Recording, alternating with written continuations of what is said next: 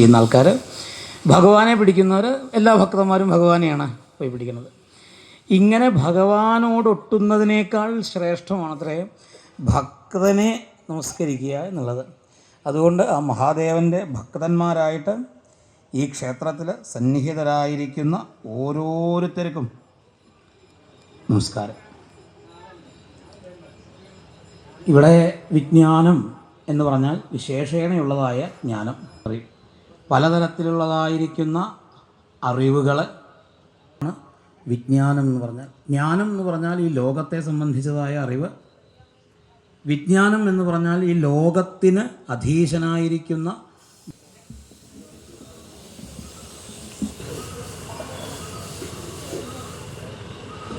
അപ്പോൾ ഇങ്ങനെ രണ്ട് അറിവുകളുണ്ട് അത്രേ. ഈ രണ്ടറിവും കൂടിക്കഴിഞ്ഞാൽ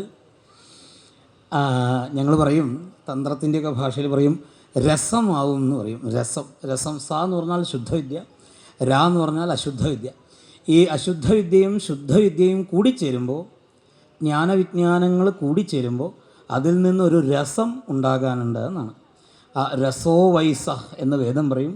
മഹാദേവൻ എന്ന് പറഞ്ഞാൽ ആ രസം തന്നെയാണ്. അങ്ങനെ മഹാദേവനെ സൃഷ്ടിക്കലാണ്, മഹാദേവനെ അന്വേഷിക്കലാണ്, മഹാദേവനെ അനുഗമിക്കലാണ് ഈ വിജ്ഞാന സദസ്സിൻ്റെ ലക്ഷ്യം.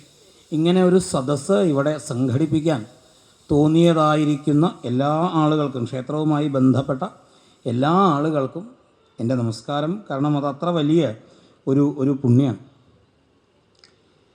ഇപ്പോൾ എൻ്റെ ഒരു ധർമ്മം എന്ന് പറഞ്ഞാൽ, ഇപ്പോൾ നവീകരണ കലശം എന്താണെന്ന് ഇപ്പോൾ ഇതിൻ്റെ ഉള്ളിൽ പറഞ്ഞു കഴിഞ്ഞിട്ടുണ്ടാവും.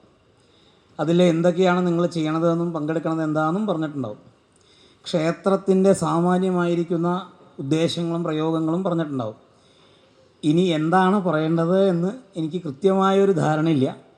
എന്തായാലും ഇവിടെ ഇരിക്കുന്ന സമയത്ത് ഭഗവാന്റെ കാൽച്ചിലമ്പ് ഇല്ലേ, പട്ടേരിപ്പാട് പറയും.